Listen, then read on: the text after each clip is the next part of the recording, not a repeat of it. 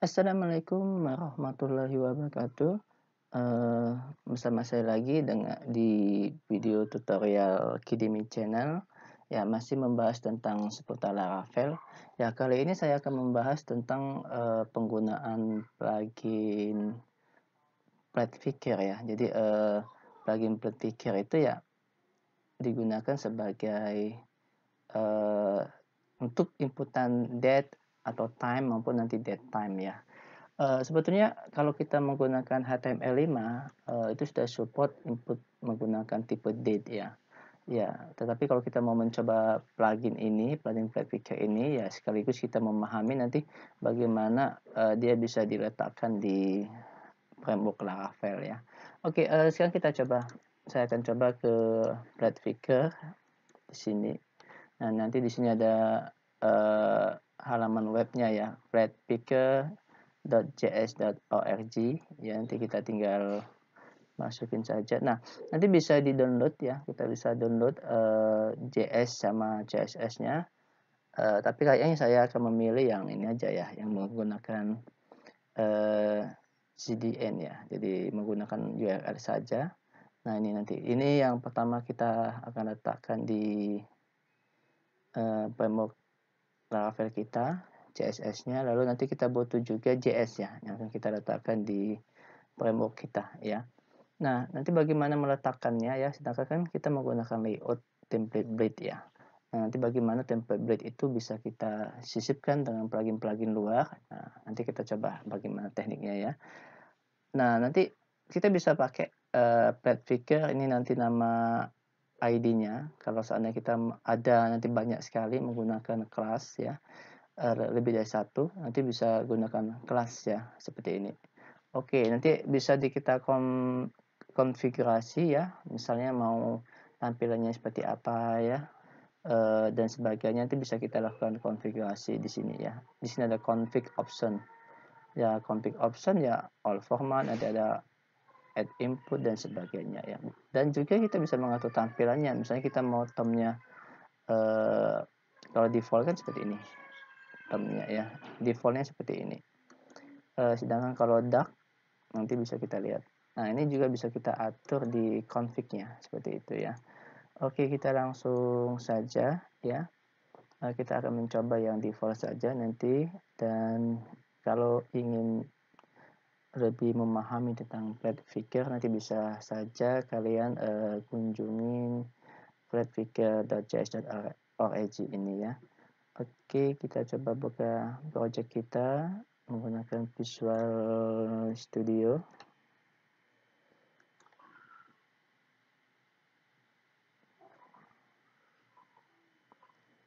Nah, saya close, saya buka project saya, namanya first project kalau nggak salah ya, first project. Oke, open folder, saya letakkannya di C, ada di learning, ada di file learning, Laravel. Nah, ini first project seperti ini. Oke, kita coba jalankan terlebih dahulu ya, PHP artisan seperti ini.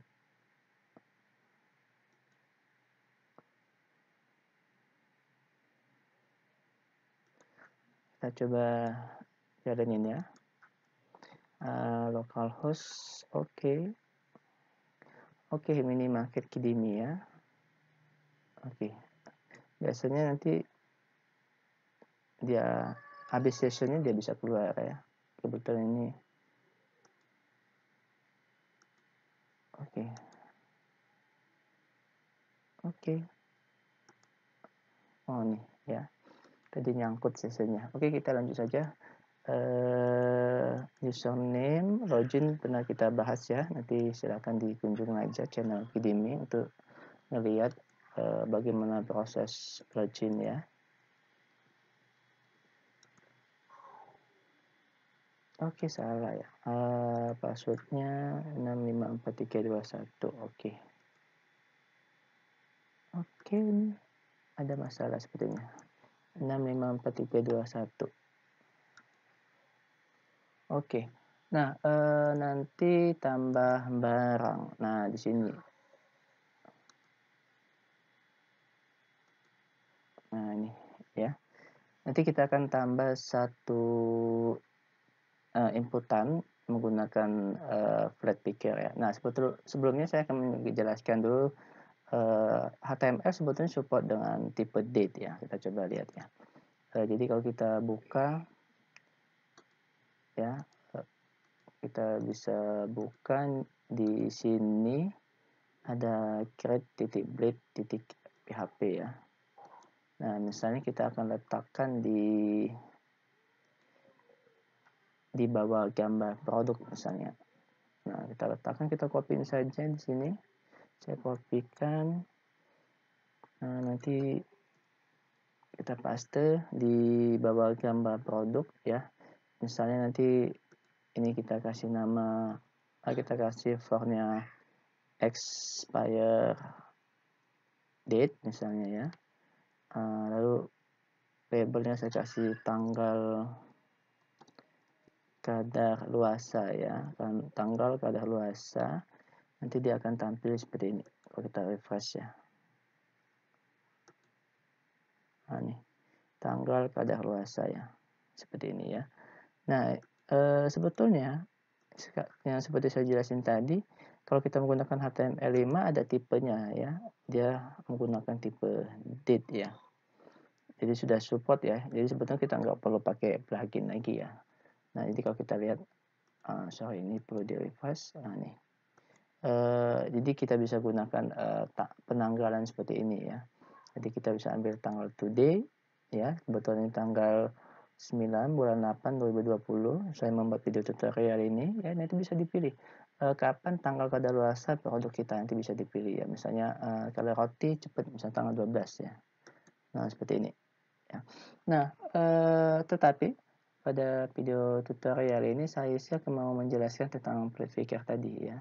Flatpicker karena esensinya sih saya itu mau menjelaskan bagaimana kita bisa menyisipkan plugin di dalam sebuah Laravel ya, seperti itu ya. Baik yang menggunakan CDN ya, seperti itu ya. Jadi ini saya ubah saja tipe datanya teks ya. Tipe data teks. Nah, seperti ini, seperti biasa nanti. Di sini saya buat expire date ya. Oke, ini saya kopikan aja. Nah, name filenya. Nah, di sini saya pastekan. Ya, lalu ID-nya saya samakan saja seperti ini ya. Oke, value-nya nanti ngambil nama name-nya ya. Ini untuk proses validation-nya ya, supaya nanti waktu di submit tidak hilang ya. Dan ini sudah pernah saya jelaskan juga di validation. Nanti kalau bingung fungsi all itu apa, nanti bisa dikunjungi video tutorial saya sebelumnya ya. Oke, seperti ini. Nah ya. Nah, saya akan menggunakan plugin tadi ya. Tetapi kan di sini kita menggunakan template blade ya. Jadi kalau kita coba lihat ya, di sini kita tidak punya head-nya ya, kita tidak punya head di create.blade.php. Sedangkan nanti CSS itu kan kita harus letakkan di antara head ya, di HTML-nya. Jadi kalau kita coba lihat, saya klik kanan, nanti di sini saya lihat view fact source-nya atau inspect bisa juga seperti ini. Kalau kita lihat elemen, oke, kan saya lihat ini aja ya, view fact source ya. Nah, kita itu harus meletakkannya nanti CSS Flatpicker itu di sini di antara head ini. Ya, sedangkan tadi file kita create.blade.php kan tidak ada head-nya ya, karena kita menggunakan konsep layout. Nah, sedangkan head-nya itu kan ada di layout ini. Ya, jadi kita buka saja file layout-nya .blade.php yang kita extend di create.blade.php ini ya, seperti ini. Nah, supaya dari create.blade.php bisa kita sisipkan link CSS-nya di head layout.blade.php yang kita gunakan sebagai template blade kita. Jadi kita buatkan aja sama konsepnya seperti ini, yield content ya. Seperti scriptnya juga. Waktu ini saya menjelaskan tentang hapus data dan konfirmasi ya. Kita akan menyisipkan JS ya. Nah, caranya seperti ini sama. Jadi di head ya. Jadi kita buat seperti ini, yield CSS ya, oke. Sedangkan JS-nya sudah ya, script ini ya. Nah, jadi di sini kalau seandainya kita mau menyisipkan CSS ya, nah jadi tinggal kita panggilkan aja section di create titik php-nya ya, namanya kan CSS dan end section ya, seperti ini. Lalu script section ya, jadi namanya adalah, kalau ada di CSS, sedangkan ini script ya, script seperti ini, and section. Oke. Sekarang kita coba ambil di sini getting started ya. Jadi kita ambil link CSS-nya. Jadi kita gunakan CDN ya. Sebetulnya bisa kita download juga, tapi di sini kita menggunakan CDN. Kalau kita menggunakan CDN, jadi dia harus selalu online ya, aplikasi kita ini. Oke. Nah, di sini kita letakkan. Nah, ya, lalu script JS-nya. Nah, ini.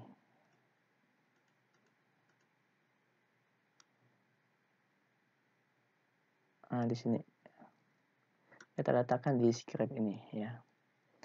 Nah, sekarang kita coba lihat apakah nanti pada create.b.php ini bisa meletakkan CSS di head ya, walaupun di sini nggak ada ya. Kita coba refresh ya, saya ulang ya.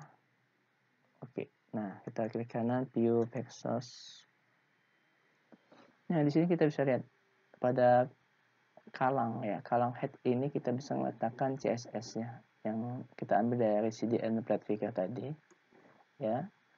Oke, di antara script juga ya, saya letakkan JS-nya ya. Jadi kita cukup buat seperti ini, yield pada head untuk meletakkan CSS tambahan nanti di luar do.php-nya ya, atau seperti ini ya. Jadi dengan konsep template ini kita bisa menyisipkan ya pada layoutnya nantinya ya. Oke, sekarang kita coba. Nah, di sini nanti tipe ya. Nah, di sini kita kasih nama ID-nya expire date ya. Expire date. Nah, tinggal nanti di sini kita tambahkan perintah script ya. Seperti ini. Script tutup ya, seperti ini. Oke. Nah, cukup kita bisa pakai flat picker nanti karena kita menggunakan ID ya, expire date ID. Kalau seandainya inputan date-nya banyak, lebih dari satu, nanti bisa gunakan kelas ya. Jadi cukup satu flat picker aja nanti bisa terpakai semua. Nah, di sini expire date cuma satu ya, jadi kita gunakan flat picker seperti ini ya. Flat picker. Oke. Ya, seperti ini kita pakai ID-nya apa, misalnya expire date ya, expire date seperti ini ya.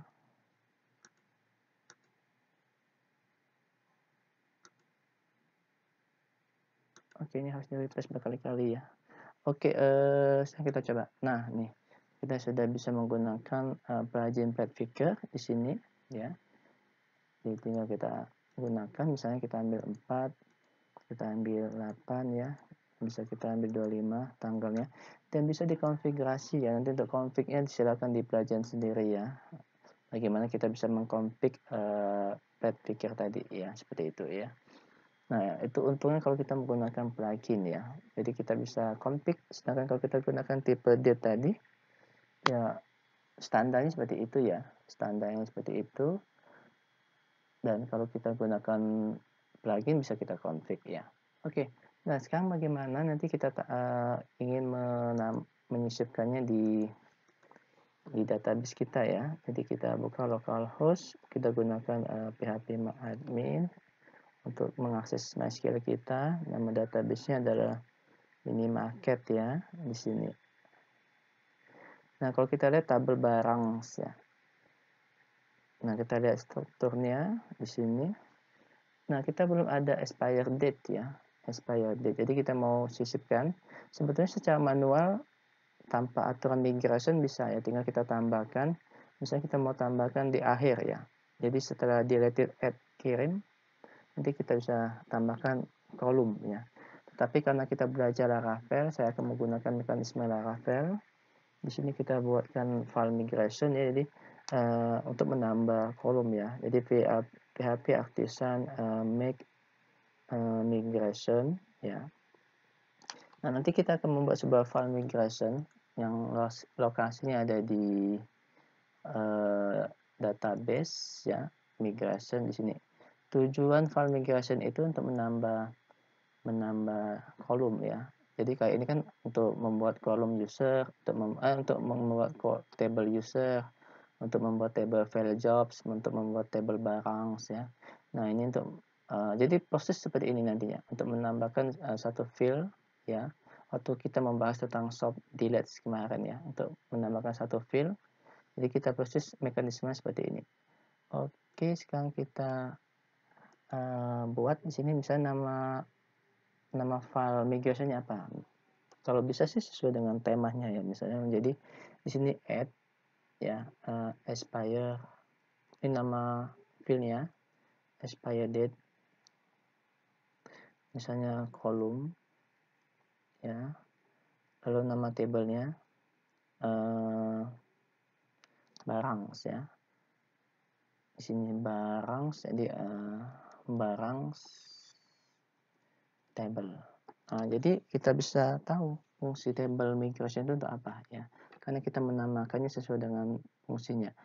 Tambah expire date column ya di barang table ya. Ya, bisa dilengkapi misalnya in barang table seperti ini ya. Oke, sekarang nama tabelnya kita harus reference wujud table sama dengan nama tabelnya adalah barang ya. Jadi tanda kutip barang pakai S ya. Di sini barang. Nah, sekarang kita enter. Nah, ada proses pembuatan file migration di sini, kita tunggu. Nanti kalau dia sukses, dia akan menambah di sini. Nah, ini create migration ya.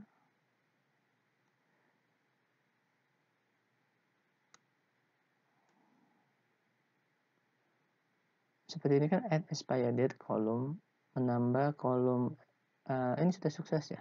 Oke, sudah sukses ya, tapi di sini belum menuju ke kondisi awalnya ya, ke tanda ya seperti ini ya, ke tanda lokasinya, location projectnya ya. Tapi nggak apa-apa, kita buka saja karena ini sudah sukses. Kita buka saja, filenya adalah add expired column ya, barang table. Nanti ini secara otomatis stop sendiri nanti. Oke, nah di sini.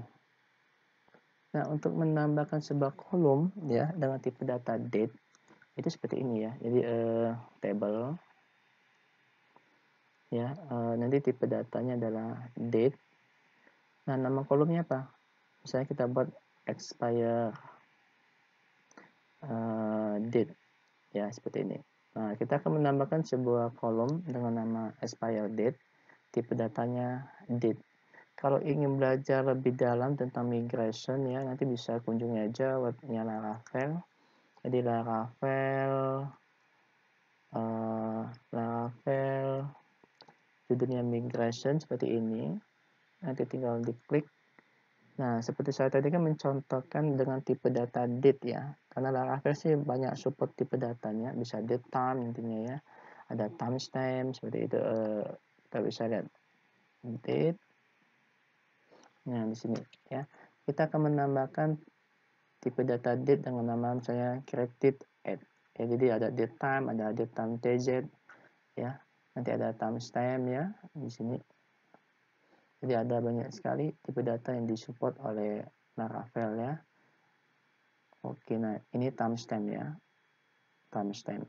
Seperti ini timestamp. Seperti updated, deleted at ya. Oke, nah sekarang kita kasus ini saya menambahkan sebuah kolom namanya expire date dengan tipe data date ya. Nah, di sini sudah selesai proses migrationnya. Sudah kembali lagi ke C ya, lokasi project saya. Nah, sekarang kita coba jalankan expire date. Kita coba jalankan migration ini ya untuk menambah kolom expire date. Oke. Ini pastikan sudah disimpan di file migrationnya sudah disimpan ya. Jadi kita cukup jalankan php artisan migrate seperti ini. Nah, kalau seandainya benar perintahnya nanti di sini ada migrating ya.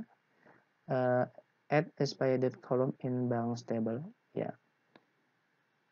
Oke, dalam waktu ini dia menyelesaikannya. Sekarang kita coba lihat. Di sini belum ada nih. Ya, kita coba refresh. Nah, sini expired date ya. Expired date. Jadi kita sudah berhasil menambahkan expired date. Oke, masih kosong ya. Penambah kosong kita tambahin. Nah, waktu kita simpan ya.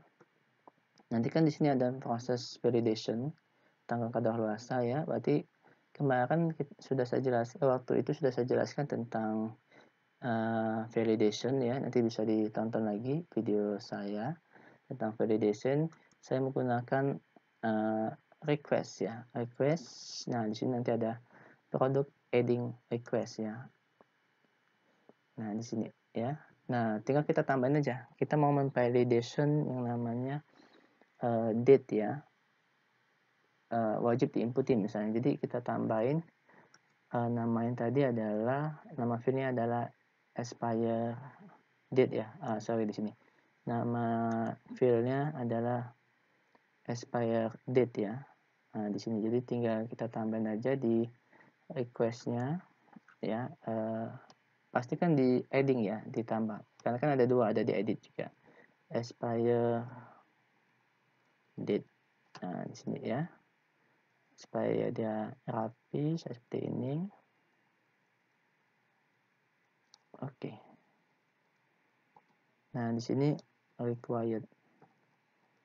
Nah, enaknya kalau kita menggunakan plugin itu juga salah satunya adalah dia tidak bisa kita tidak bisa menginputnya sembarangan ya. Karena kan kalau di sini kan kita bisa menginputnya misalnya tanggal dulu 20 misalnya, lalu bulan, lalu 2020 seperti ini ya. Atau nanti kita bisa menggunakan minus 08 2020 atau nanti kebalikannya bulan dulu 08 tanggal 20 2020 atau nanti tahun dulu 2020 strip 08 lalu tanggal 20 bulan 8 tanggal 20. Jadi kalau kita menggunakan tipe teks itu ada banyak kemungkinan user bisa menginputinya ya. Nah, untungnya kalau kita menggunakan plugin seperti Flatpicker ini, kita tidak bisa nginputin menggunakan keyboard ya. Jadi kita harus menginputin datanya dengan cara kita klik, ya kita pilih seperti itu. Jadi secara otomatis validation untuk memastikan dia itu tanggal tidak usah kita pakai lagi ya. Walaupun nanti di Laravel itu support ya. Jadi kalau kita gunakan validation di sini ya. Nah, nanti kalau untuk date ya di Laravel sih support ya.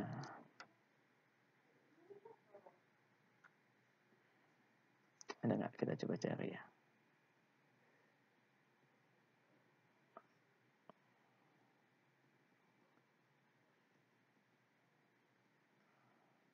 Nah nih ya, did ya, nih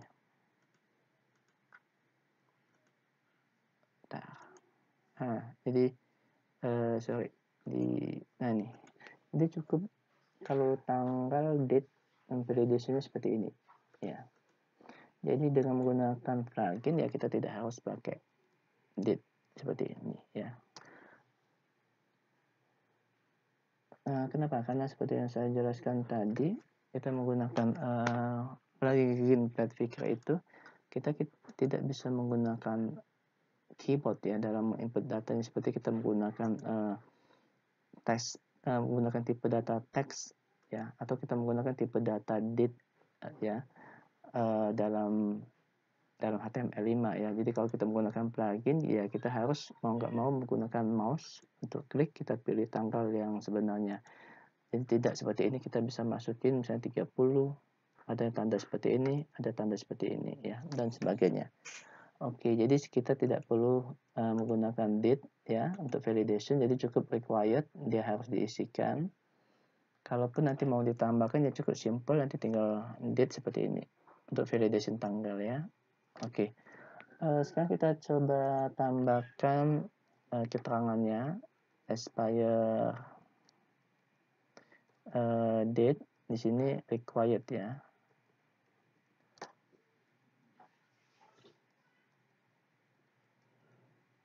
Oke, kita coba rapikan.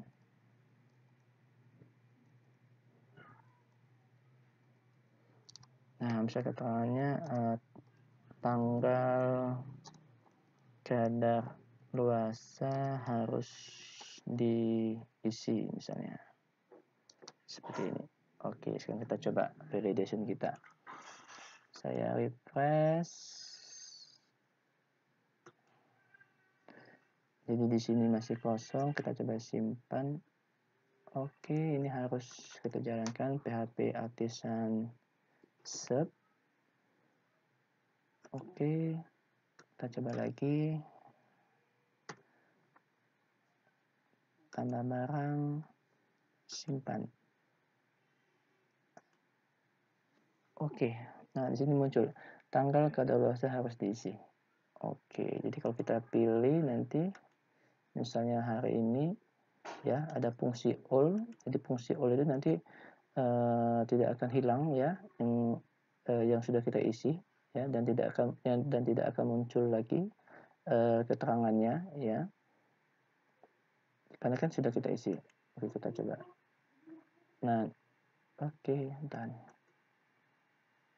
nah nih ya, jadi tidak akan hilang karena ada fungsi all tadi ya, yang sudah pernah saya jelaskan di dalam validation ya. Oke, nah sekarang kita coba simpen datanya. Waktu simpen data nanti di controllernya ya, nama controller kita ada di HTTP, nama controllernya adalah product controller.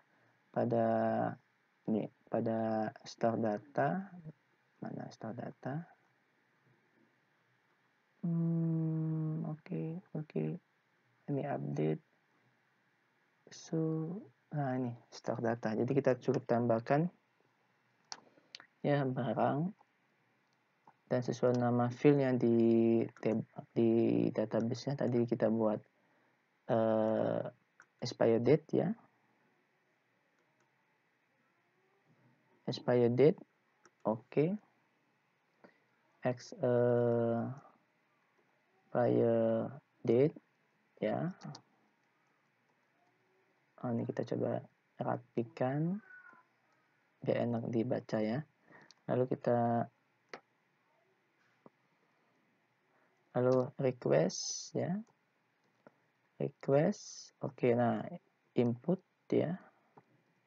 Nah di sini harus sama dengan nama di form field-nya ya. Kalau tadi di database-nya, nah namanya kebetulan sama ya, expire date juga ya. Jadi di sini saya buat expire date seperti ini. Oke, sekarang kita coba ya, kita jalankan.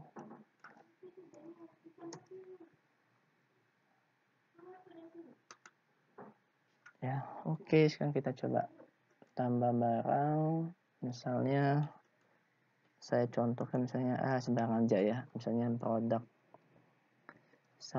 satuannya buah, stoknya 20, harganya misalnya 20.000 ya. Ini roti ya, roti aja, roti tawar misalnya, roti tawar ros ya. Lalu gambar produk, nah oke, kita coba cari ya gambar produknya, roti tawar. Oke, seperti ini, image.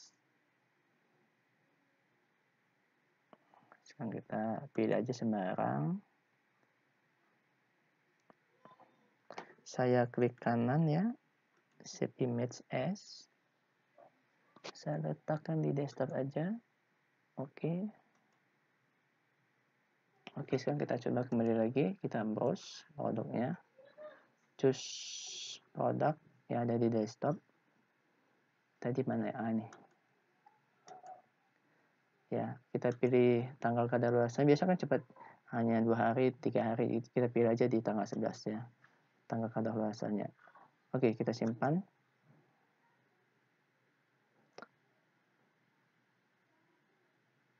Oke, kita coba tampil barang ya, mungkin di halaman kedua ya. Oke, kita coba refresh ya.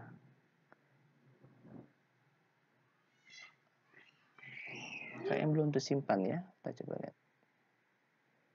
Ini sudah ada nih, roti tawar ros ya.